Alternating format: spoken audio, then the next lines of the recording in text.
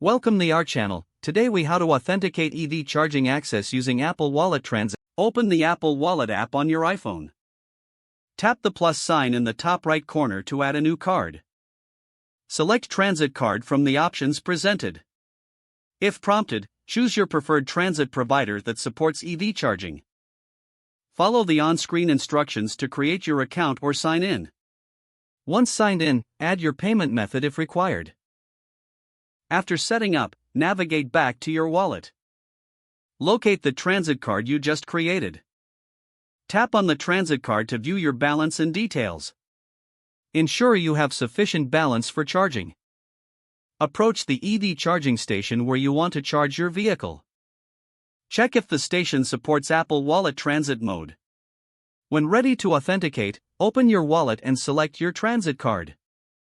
Hold your iPhone near the charging station's payment terminal. Wait for the confirmation that your card has been accepted. Once authenticated, plug in your EV to start charging.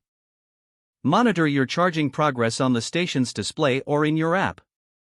When charging is complete, unplug your vehicle and enjoy the convenience of seamless payment.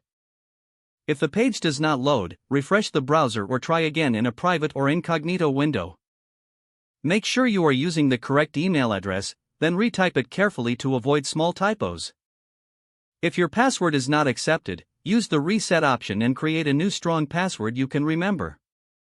Check your spam folder for verification or security emails, then complete any requested confirmation step. Enable two-factor authentication if available to improve account security and reduce unauthorized access risk. After signing in, review your profile details so your contact information and settings are accurate and current. If you see an error message, note it down and try again after restarting your device and internet connection. Log out when you finish, especially on shared devices, to keep your account and payment information secure.